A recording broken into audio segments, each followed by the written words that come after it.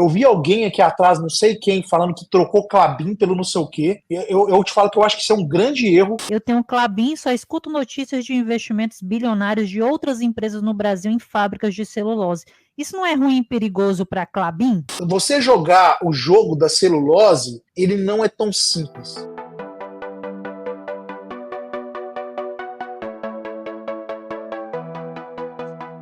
Eu vou pegar uma que eu tô vendo aqui, ó. O Jorge Teixeira tá falando. Meu momento. Opa, deixa eu pegar aqui. Pronto. Meu momento de entrar é sempre respeitar meu preço teto e nunca mais vender ação. Quero ser sócio para sempre. Ô Jorge, primeiro, parabéns, tá? Eu acho que você está corretíssimo. É respeitar preço teto, respeitar o seu perfil, um tipo de empresa que é mais adequado para o que você está procurando. Né? E a pior coisa que pode acontecer é você vender ou trocar empresa boa. Os grandes arrependimentos que eu tive na minha vida como investidor foi vender empresa boa. Tá? Por mais que eu tenha ganhado dinheiro, eu sempre me arrependo. Eu posso falar aqui de exemplos que muitas pessoas falaram, que eu falei lá atrás, que eu troquei BB Seguridade, na época que estava no topo histórico, por Banco do Brasil, queria pagar mais dividendo e com a cotação no mesmo preço, isso há, sei lá, uns 2 anos atrás. Eu acertei, financeiramente eu acertei. Né? Eu ganhei dinheiro com essa troca e ganhei mais dividendos ali também. Mas o problema é que empresa boa, ela cresce, ela entrega projetos. E desde aquele momento que eu vendi, BB Seguridade cresceu mais, começou a pagar mais dividendo.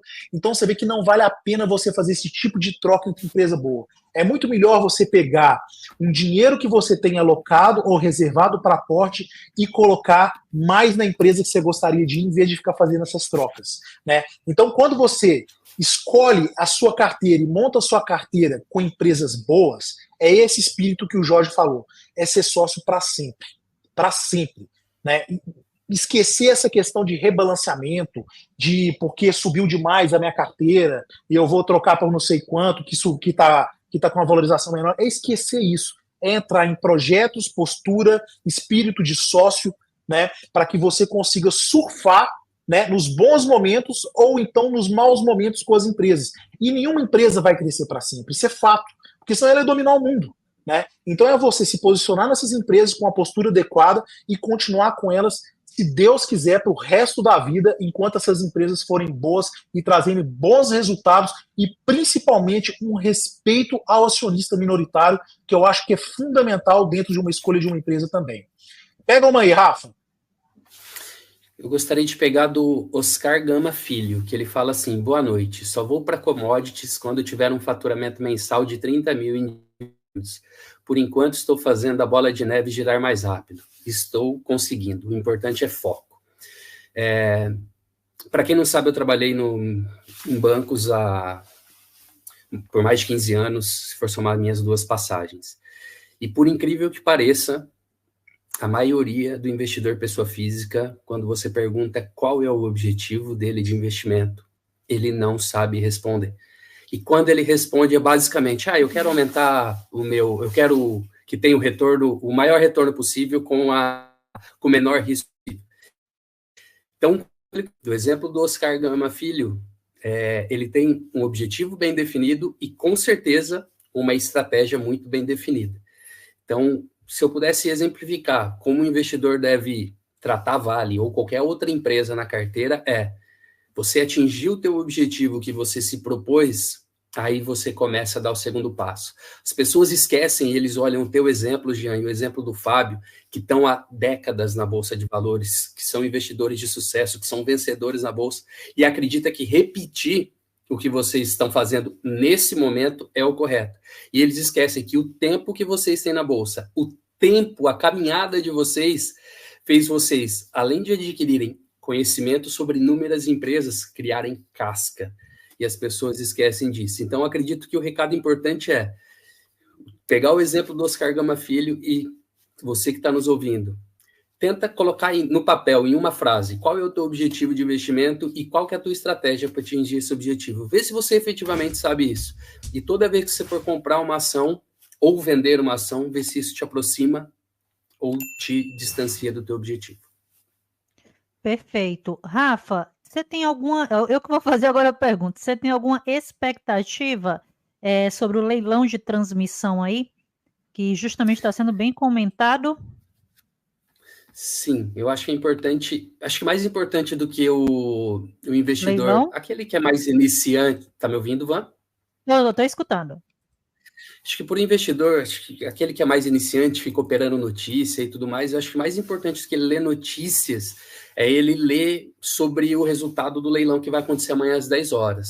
São 783 quilômetros de linha de transmissão, e aí nós estamos Perfeito. falando de uma previsão de 3,35 bilhões de investimento. Eu estou muito curioso para ver o papel da Taesa nesse leilão e também da Engie, mas especificamente da Taesa. Eu gostaria muito de ver como ela vai se sair. Eu não me recordo, Rafa, se na teleconferência eu posso estar confundindo, se o executivo da Taesa, por conta da alavancagem, eu não me lembro se ele chegou a comentar se iria, dando a confirmação se iria participar ou não. Eu não lembro, eu tenho que olhar nas minhas anotações das teleconferências.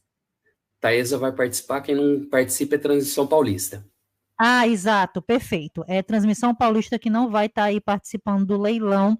Eu acho que por uma questão de sinergia, outros negócios, enfim, que o executivo chegou a comentar nesse aspecto, entendeu? Sim, eu vou Posso acompanhar um pouco aproveitar, do deixa, leilão. Van? Pode? Posso aproveitar, deixa? Eu acho que é muito importante para o investidor, a gente tem um relatório da Transição Paulista e tem um relatório da Taesa na plataforma. Eu acho que é muito Mostra aí importante. para mim, por gentileza. Pronto. Eu acho que a forma como o investidor ele enxerga o momento atual da companhia e como ele enxerga as perspectivas futuras da companhia, acho que influencia demais em como ele enxerga o resultado das empresas. Então, por exemplo, Transição Paulista, todo mundo fala da questão da RBSE e nós temos aí Transição Paulista com 15 bi de investimento e o Rui Chamas, que é o CEO da companhia, deixou muito claro que não vai participar da companhia, do leilão. E nós temos Taesa, num futuro bem próximo, a partir de 2030, vencendo inúmeras concessões. E o Rinaldo, que é o novo CEO, que era CFO da companhia, deixou bem claro que a Taesa vem reduzindo a política a prática de dividendo agora 75%, para justamente poder estar participando do leilão e poder estar aumentando as suas concessões e aumentando a sua RAP. Então, acredito que antes do investidor, a Taesa vai diminuir os dividendos, ele conseguir interpretar aquele pensamento de segundo nível que a gente fala.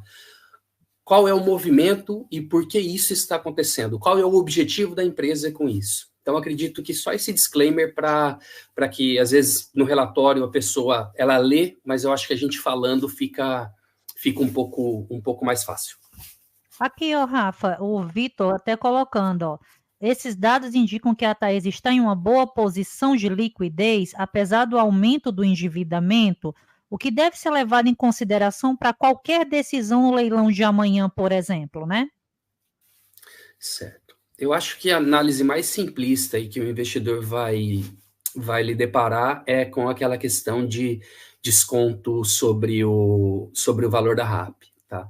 E qualquer entrevista aí eu não estou falando só especificamente de Taesa, tá? Você pode pegar a Transição Paulista, você pode pegar a Engie, você pode pegar outras empresas, Salupar, outras empresas que estão no setor de transmissão e querem crescer no setor de transmissão, que a questão de sinergia e outras questões cálculos que eles colocam é muito importante do que qualquer outra coisa. Então, se a gente considerar a capilaridade que a Taesa tem e as sinergias que ela captura, tá? Então, essa é uma grande vantagem competitiva da Taesa frente a seus pares. Então, acho que a gente deve sempre pensar um pouco além e compreender. Eu te dei o exemplo agora específico com relação ao desconto sobre RAP, que é uma análise um pouco mais simplista, e te dei um exemplo da questão da redução de dividendo.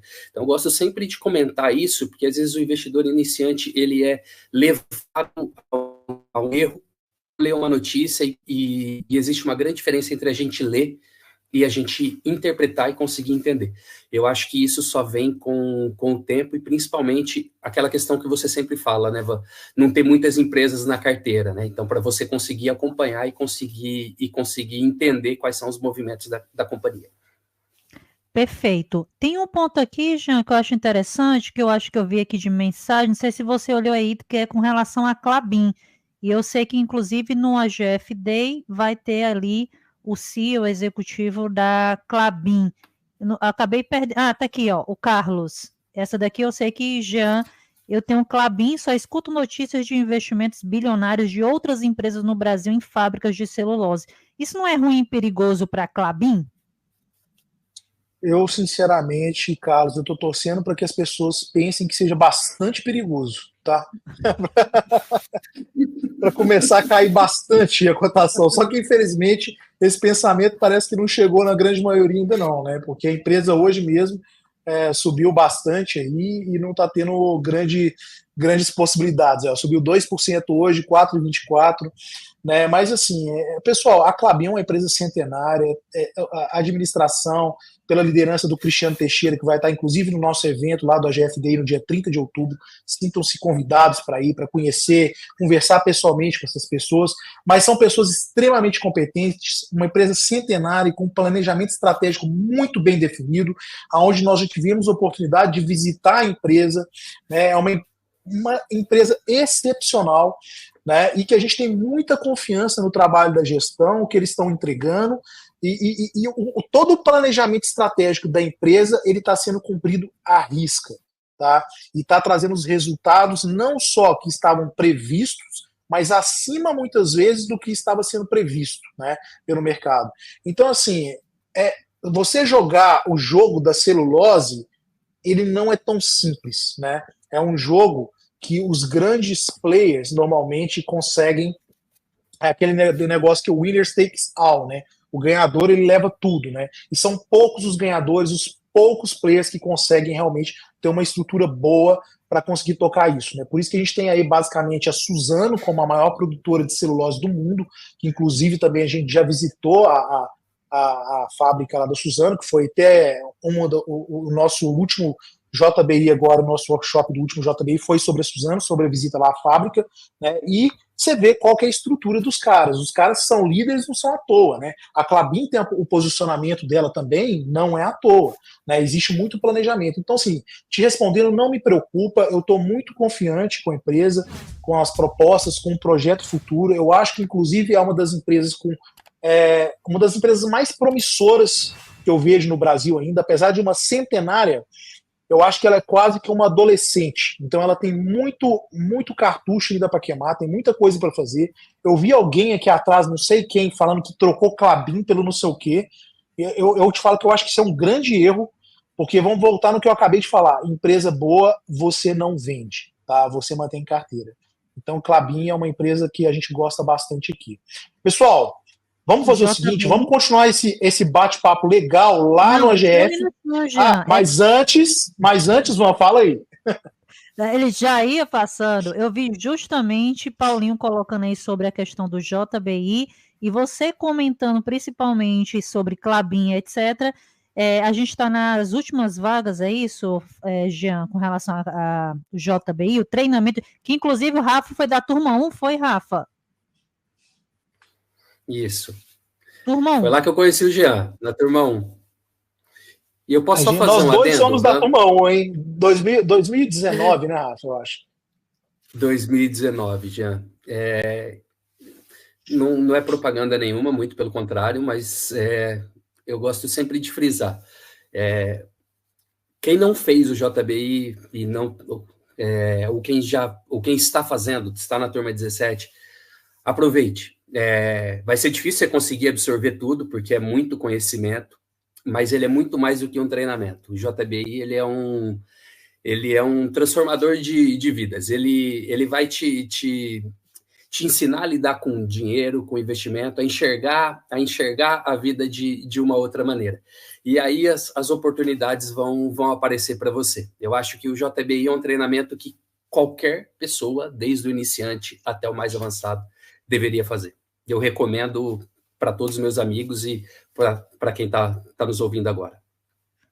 É isso aí, Nossa. pessoal. E tem bônus com a gente, tem mentoria, 12 mentorias, tem 3 meses do app do OGF grátis, tem o nosso curso do DCO, 15% de desconto no OGF Day. Então, assim, é a última oportunidade para você entrar no JBI nessa nossa, eu acho que é a nossa última turma desse ano. Então, não deixe para depois. Eu sei que tá todo mundo falando, o mercado tá ruim, não sei o quê, mas esse é o momento para começar. Esse é o melhor momento. Quando todo mundo está preocupado, é o momento para você começar a entrar na bolsa e compor sua carteira previdenciária. Então, pessoal, é isso. Obrigado, Van. Obrigado, Rafa. Vamos agora para o pregão dentro da plataforma do app do OGF. A gente vai falar muito mais sobre o mercado, o que a gente está fazendo, e vamos bater mais um papinho lá. Obrigado, pessoal. Um beijo e até semana que vem, se Deus quiser. Valeu. Tchau, tchau. Beijo, tchau.